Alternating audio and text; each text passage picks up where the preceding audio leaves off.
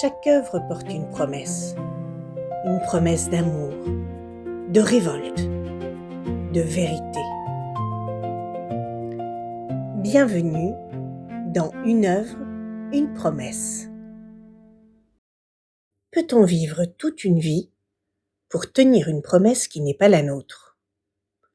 Peut-on devenir quelqu'un parce qu'un autre a décidé un jour que nous le deviendrions? Et surtout, que devient une existence lorsqu'elle est entièrement tournée vers une promesse? Aujourd'hui, une œuvre qui parle d'amour, mais d'un amour qui dépasse les limites. Un amour qui élève et qui parfois aussi consume.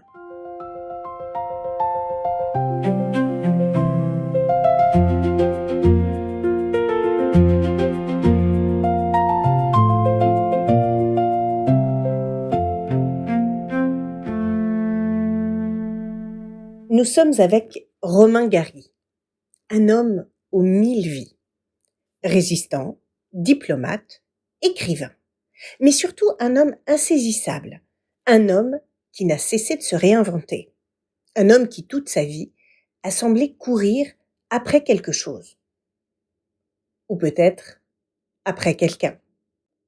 Dans La promesse de l'aube, il raconte son enfance, mais il ne se contente pas de raconter. Il reconstruit, il transforme, il donne une forme littéraire à ce qui a fait de lui ce qu'il est devenu. Et au cœur de cette histoire, il y a une figure centrale, sa mère. Une mère seule, exilée, déterminée. Une mère qui refuse la fatalité, qui refuse la médiocrité, qui refuse que la vie impose ses limites. Et qui, pour son fils, va inventer un avenir. La promesse ici est étrange, parce qu'elle n'est jamais vraiment dite. Elle ne commence pas par « je te promets ». Non, elle passe par des mots, elle naît ailleurs dans un regard, dans une certitude absolue. Cet enfant sera quelqu'un d'exceptionnel. Alors la mère projette. Elle ne se contente pas d'espérer, non, elle affirme. Elle impose presque une vision du futur. Son fils sera grand, son fils sera admiré, son fils sera aimé. Et cette projection devient une promesse, mais une promesse particulière.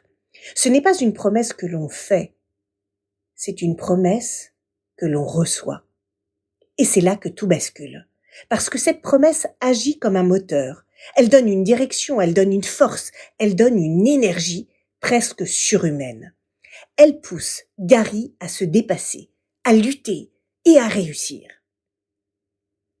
Mais en même temps, elle crée une fracture, une tension entre deux identités, celui qu'il est et celui qu'il doit devenir.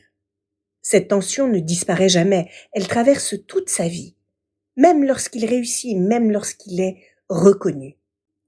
Il reste cette question silencieuse, persistante. Est-ce que je suis moi ou est-ce que je suis devenu le rêve de quelqu'un d'autre? Et c'est là que l'œuvre devient vertigineuse. Parce que la promesse n'est plus seulement un moteur, elle devient une exigence, une attente, une forme de dette invisible. Elle élève, certes, mais elle enferme aussi. Elle donne, mais elle oblige. Et cette question, elle nous concerne tous. Parce que nous vivons entourés de promesses invisibles, celles de nos parents, celles de l'école, celles de la société, et parfois celles que l'on se fait à soi-même. Tu réussiras, tu seras quelqu'un, tu ne décevras pas. Des phrases simples, mais qui peuvent structurer toute une vie. Parce qu'une promesse, ce n'est pas seulement un engagement, c'est une direction, c'est une attente, c'est une manière de regarder le futur. Alors une question se pose. Devenons-nous ce que nous choisissons d'être ou devenons-nous ce que d'autres ont imaginé pour nous? Et si grandir finalement, c'était apprendre à faire la part entre les deux. La promesse de l'aube nous laisse face à une idée à la fois magnifique et troublante. Parfois, ce ne sont pas nos choix qui façonnent notre vie, mais les promesses que l'on nous a transmises. Et pourtant, sans ces promesses, sans ces regards qui croient en nous, sans ces projections parfois démesurées, serions-nous capables d'aller aussi loin? Parce qu'au fond, une promesse, ce n'est pas seulement une contrainte, c'est aussi une possibilité, un élan, une ouverture. Et peut-être que la vraie question n'est pas « faut-il tenir ses promesses ?» mais plutôt « que faisons-nous des promesses qui nous traversent ?»